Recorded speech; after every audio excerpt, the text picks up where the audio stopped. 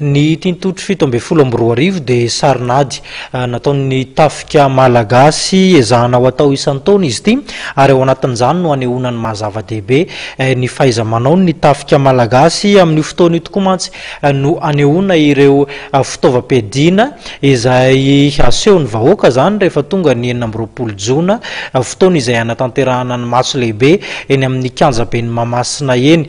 ny asa zany ny sasany tamin'ireo fitaovam-piadiana dina mahery vaika ireo atao anatin'ity sarinady ny tanterahana tany tampiketsa ity.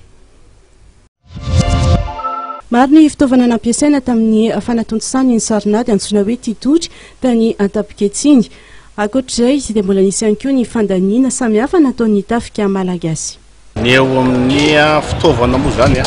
ireny fitaovana mavesatra reny moa zany ivahananatsika ny vidin'ireny tsy fantatro izay vidana anazy ny eo amin'ny vanda rehetra nampiasaina na projectile na ny mavesatra eo ireny koa efa nanatsika fa na izany na tsy zany teo amin'ny koa tena nisy dia teo amin'ny resaka transport ny fivezivezena nakadia zay le logistique surtout indrindra eo amin'ny resaka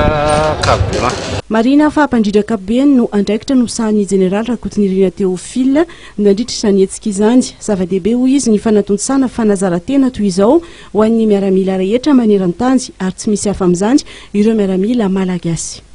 Ny miaramila tsy maintsy mizatra, ny miaramila tsy maintsy sedraina satria tsisy miaramila tsy sedraina zany ka andeha hiatsika zavatra mafy dia andeha hanao foana. Dia ny famerenana ny izay sedra zay sedra mifanakaikaiky any amin'ny zavatra sarotra etrehany any amin'ny ady iny no anaovana sarinady. Le fitaovana hitanareo tony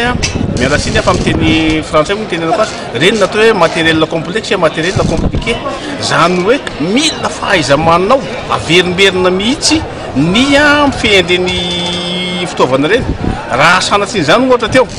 ka hitanareo le lance roquette multiple iny raha sanatsiny zany ka tsy voafehan'le miaramila tao fampiasana an'iny mety nitodika nandeha kany amintsika iny dia kany amintsika iny nandeha dia reheritrereto hoe mandeha izy 1 hectare ny zavatra ravainy dia zay zany ny ilaina an'izy tsisy miaramila eran'izao tontolo zao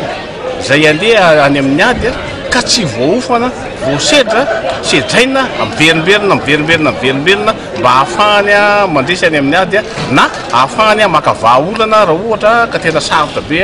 lay sedra mahazo azy. Hoezanao totosaina isan-taona izany etsika izany ho fanatsarana hatrany ny fahaiza-manaondreo miaramila malagasy ho ihany ny fanazavana.